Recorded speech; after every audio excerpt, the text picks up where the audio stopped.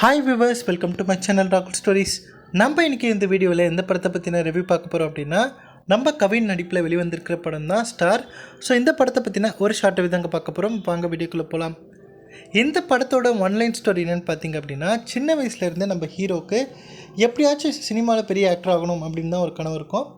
So அவருக்கு மட்டும் இல்லை, அவருடைய அப்பாவுக்கும் பார்த்திங்க அப்படின்னா அதே கனவாக தான் இருக்கும். அவர் வந்து ஒரு ஸ்டில் ஃபோட்டோகிராஃபராக இருப்பார், ஒரு ஃபோட்டோ ஸ்டுடியோ வச்சுருப்பார்.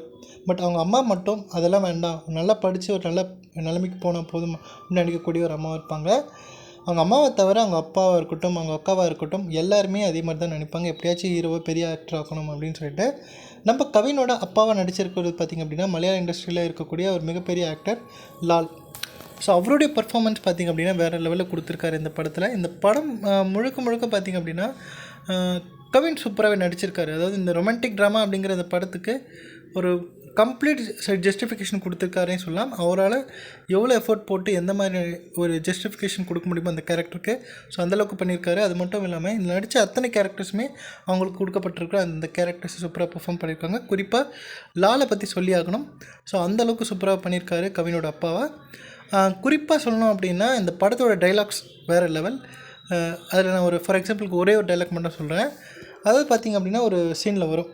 அதாவது ஒரு பையனோட சக்ஸஸ்க்கு பின்னாடி கண்டிப்பாக ஒரு பொண்ணு இருப்பா, பட் ஒரு பொண்ணோட ஃபெயிலியருக்கு கண்டிப்பாக ஒரு பொண்ணோட ஃபெயிலியருக்கு பின்னாடி கண்டிப்பாக ஒரு பையன் தான் இருப்பான் அப்படிங்கிற மாதிரி ஒரு டைலாக் வரும்.